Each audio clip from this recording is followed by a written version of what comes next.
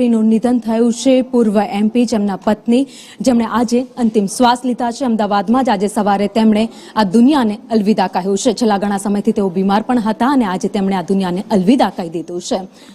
તો ગુલબર્ગ હત્યાકાંડમાં એહસાન જાફરી માર્યા ગયા હતા। અંતિમ ન્યાયિક વિકલ્પ સુધી જાકિયાએ લડત પણ તેમના માટે આપી હતી। જાકિયા જાફરી છેલ્લા ઘણા સમયથી બીમાર પણ હતા અને આજે સવારે જ તેમણે અંતિમ શ્વાસ લીધા છે। કાલુપુર કબ્રસ્તાનમાં જાકિયાની દફનવિધિ પણ કરવામાં આવી। તો પૂર્વ એમપી એહસાન જાફરીના પત્ની જાકિયા જાફરીનું આજે નિધન થયું છે। વધુ અપડેટ સાથે સંવાદદાતા કશ્યપ અમારી સાથે જોડાઈ ગયા છે। જી કશ્યપ।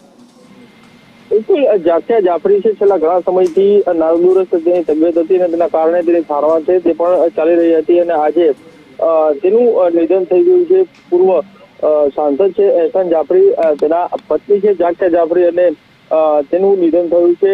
ગુલબર્ગ હત્યાકાંડ થયો હતો અને તેમાં જે એહસાન જાફરી છે તેનું મોત થયું તે બાબતે શ્વાસ સુધી તેણે કોર્ટમાં લડત ચલાવી હતી અને હાલ તેનું નિધન થયું છે અને કાલુપુર કબ્રસ્તાન ખાતે તેની દફનવિધિ છે તે કરવામાં આવી। આભાર માહિતી માટે।